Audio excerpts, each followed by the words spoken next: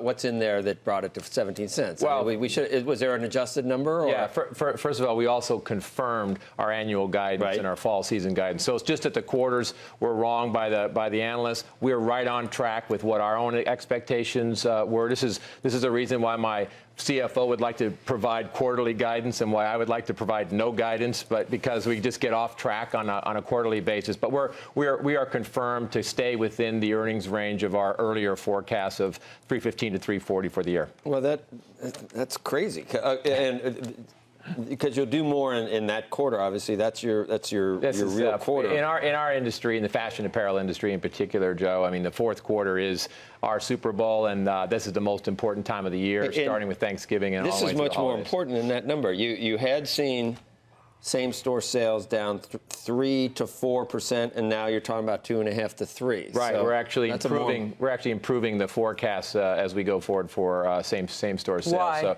there's lots of reasons. Michelle. One is first of all, we saw the momentum. We're right on track with the third quarter. Better third quarter than the first half in terms of performance. The inventory is in such different shape today than it was 1 year ago. You remember most fashion retailers a year ago were planning sales up. Sales were down negative for the fourth quarter across the board, and clearly we were in that position. So we had lots of inventory that we purchased for second and third quarter. For fourth, we were loaded with it. All we did was mark it down. That didn't happen this year. You're saying? No, now our inventory is in perfect shape because we planned for this. You know, we're on our plan. It's on our sales plan, and so our inventory is fresh. It's targeted to the categories that we believe are going to be strong. So it's a totally different picture and a tremendously different gross margin picture for us this year versus last. Well, also, for several quarters, you've been looking to monetize some of your real estate. You've announced some store closures. Today, there's an announcement that you're forming a strategic alliance with Brookfield.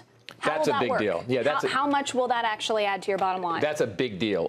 So, Kayla, because we're actually we've been selling off individual properties. I mean, doing that in a big way. I mean, San Francisco Minster, we're in the process of a contract now for $250 million for this one location. And so we've got a number of things downtown Portland. But this is a big deal, Brookfield. Brookfield has $250 billion of assets under management. They've got to be one of the largest. Huge company we don't often talk about, but yes. No, most people don't. But Brookfield Asset Management is an enormous company in multiple countries. They are so creative. I just met with their CEO a couple of days ago again and talked about what the vision will be for the 50 stores that we're doing a partnership with. And these guys just think differently than we do. I mean, we think about running a retail store. They think about creating a residential park, as part of our parking lots. So what does this deal do for you? I don't get it. This is a big deal. We've given them a 2-year opportunity to redevelop 50 of our locations into a joint venture with us working together. They're not making an outright purchase of those 50 stores. No, we're actually contributing the property, and they're doing the development in a joint venture. So this is something we've never done before. And then you split the revenues. You split the how do you monetize that? Or you just take the money they give you and that's it. No, we're working on all of those details, but we can't disclose everything about what our plan is right now. But I can just tell you something we've never done before.